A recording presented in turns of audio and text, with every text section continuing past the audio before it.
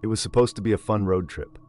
4 friends, Jake, Sarah, Omar, and Priya, were driving from their city to a national park in the mountains. They had been planning the trip for months. The car was full of snacks, music was loud, and everyone was laughing. Jake was driving, Sarah was in the passenger seat, and Omar and Priya were in the back. The sky was clear, and the road stretched ahead like a smooth black ribbon. After 5 hours on the road, they decided to take a shortcut. Jake found a road on the map that cut through a forest and would save them an hour. It was called Highway 46. None of them had heard of it, but it looked fine on the map. "We'll get there faster and have more time to hike," Jake said. The shortcut turned out to be a narrow 2-lane road with no streetlights. Tall trees lined both sides, blocking most of the sunlight. The deeper they drove, the quieter it became. No cars passed them. No houses, no people, only trees, shadows, and silence. "This road feels weird," Priya said, looking out the window. "Yeah," Sarah added. "It's like too quiet." Jake laughed. "Come on, you guys watch too many horror movies." They kept driving. The road twisted and turned. After another hour, they saw a sign. "Welcome to Elms Ridge." It was an old rusted sign with faded letters. Beneath it, someone had spray painted, "Turn back." "That's not creepy at all," Omar joked, though his voice was tight. They passed through what looked like an abandoned town. Buildings were falling apart, windows broken, and weeds growing everywhere. No people, not even animals. "Maybe we should go back," Priya said. "No way," Jake replied. "We're almost through, just a little further." Suddenly, the car jerked. "Whoa!" Jake shouted. "What was that?" The car slowed and stopped. Jake got out and checked. "Tire's flat," he said. "Must have hit something." Omar joined him to help change it. As they worked, Priya and Sarah waited inside. The forest around them was still. No wind, no birds, just silence. Then they heard something, twigs snapping. "Did you hear that?" Sarah asked, her voice low. "Yeah," Priya whispered. "Something's out there." Sarah looked through the window. Between the trees, she saw movement, a shadow. It was tall, too tall to be human. It moved quickly, then vanished. "Jake! Omar! Hurry!" she shouted. They rushed to finish. Finally, the tire was on, and they all jumped into the car. "Drive!" Priya screamed. Jake didn't ask questions. He started the car and sped down the road. But the road wasn't ending. It kept twisting through the woods. "I thought this road was shorter," Sarah said. "It was supposed to be," Jake replied. Hours passed. The sun began to set. They were still on the same road. The same trees, the same turns. "This doesn't make sense," Omar said. "We should have reached the other highway by now." Then they saw it. The same rusted "Welcome to Elms Ridge" sign. "What the hell?" Jake said. "We've already been here." "We're driving in circles," Priya whispered. "No," Omar said. "It's worse. We're stuck." They parked the car near the sign and got out. "That building looks safe," Sarah pointed to a small diner on the edge of the town.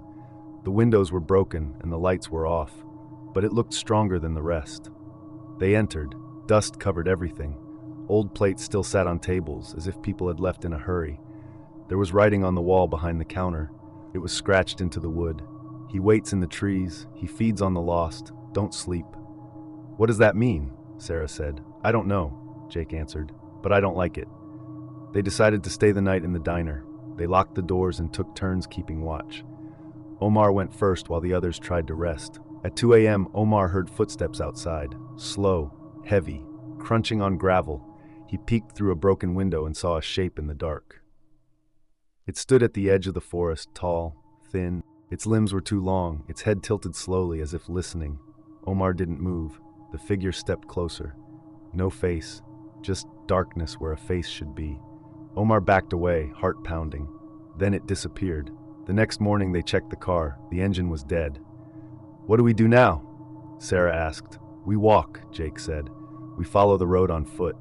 They packed water and started walking. The sun was out, but the forest was dark. After an hour, they reached a fork in the road. One path led deeper into the trees. The other looked old and cracked. No signs, no clues.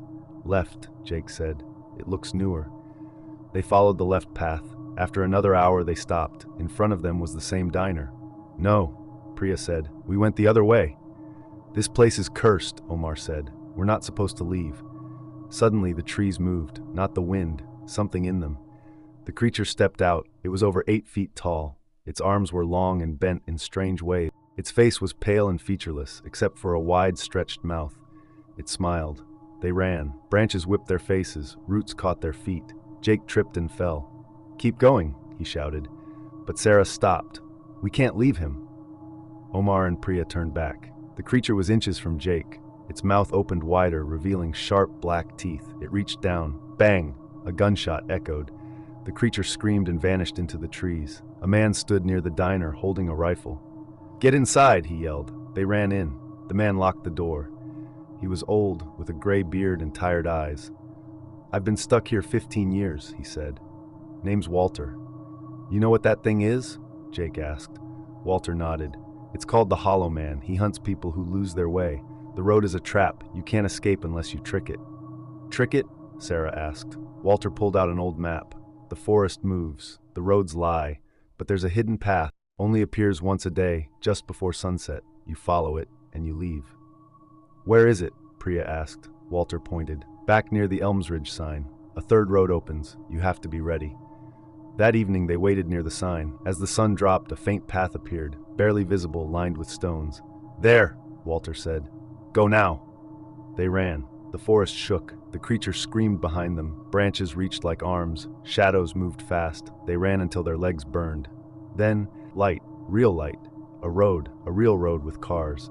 They collapsed on the pavement, gasping. They were free.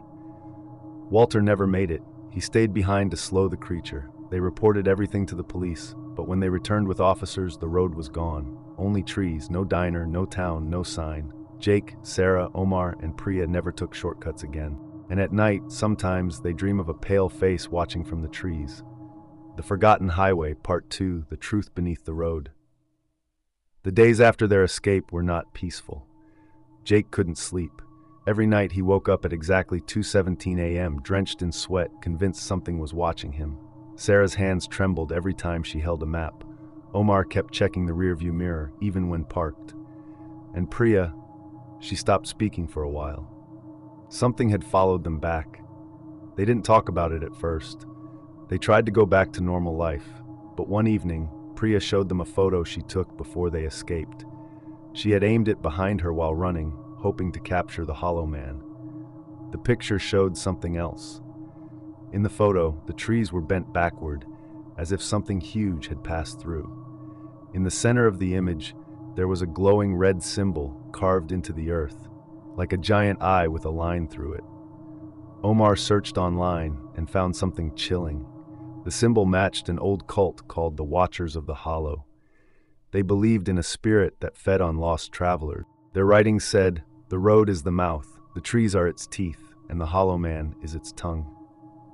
The symbol, they believed, was a gate, a way for the spirit to step into our world when enough fear was offered. Sarah whispered, "What if our fear gave it power?" Jake clenched his fists. "We can't let this thing keep hunting people." They made a decision. They would go back, not to get stuck, but to destroy the road. They packed carefully, weapons, tools, flares, and cameras. This time, they told no one. Who would believe them? As the sun set, they drove back toward where Highway 46 used to be, but now the GPS didn't show it. There was no sign of the exit, just forest. Miles and miles of it. Then Priya pointed. There. In the distance between the trees, a thin strip of cracked asphalt appeared, shimmering in the dusk light. They stopped the car, walked toward it. The road was cold, colder than the air around them. They stepped onto it. Immediately, the forest swallowed them. No sound, no wind, just darkness. They followed the path to the same rusted Elmsridge sign. But the town was different now. It was awake. Lights flickered in windows. Soft whispers filled the air. And the diner, they saw movement inside. They pushed open the door. Walter was there, alive.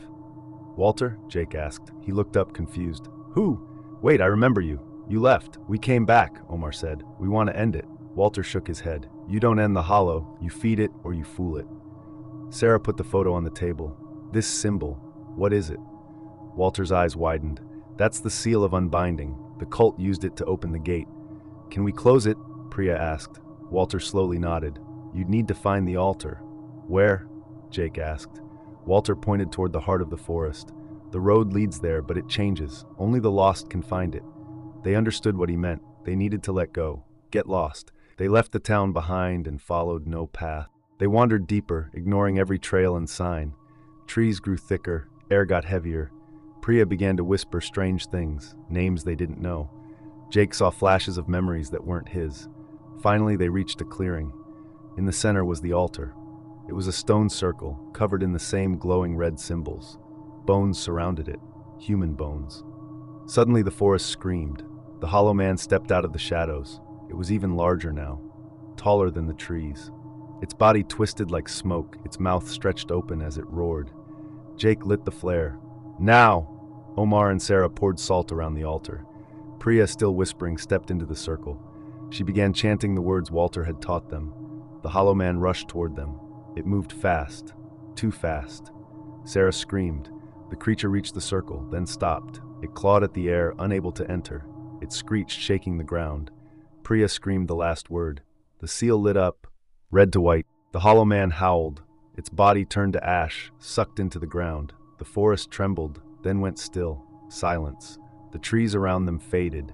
Light returned, and they were standing on an empty road. No sign of the altar, no forest, just their car, waiting on the side. They had won, or so they thought. Back home, everything seemed normal, until Sarah turned on the news. Local hikers found a strange symbol burned into the ground in Redwood Forest. Several have gone missing. Police are investigating. The hollow man was gone, but the gate had opened elsewhere. The road had moved, the forest was hunting again, and somewhere, in the silence of the trees,